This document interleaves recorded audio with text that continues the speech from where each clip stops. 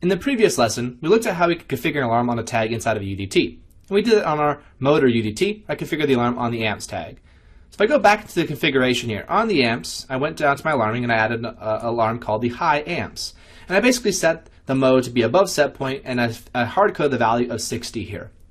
Now, it's very common that you want to have dynamic set points on your alarms within the UDT. And so there's two ways you can actually do this.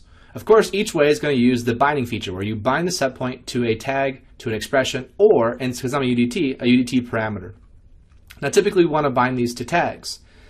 Since my PLC doesn't have a high and low set point for my amps, I'm going to go ahead and create one manually. So I'm going to come up to my definition, and I'm going to add a new memory tag. I'm going to call this memory tag a high SP. And I'll make it integer, and I'll set the value here to be 60. Then I go back to my amps tag, go down to the configuration of the alarming, and rather than hard-coding the value 60 here, I'm going to bind this to a tag, and I'm going to select the high SP within the UDT. So that way, if I stay within the UDT, every instance is automatically going to have that new memory tag, and every instance is automatically going to be using that in the alarm.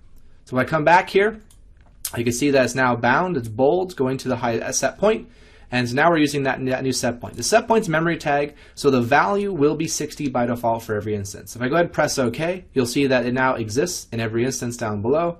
And now it's possible that you can actually change the value for every instance. So here, if on this one up here, let's say I set the high set point to a value of 25, I should now see the amps go into, the alarm should be active because it is above 25.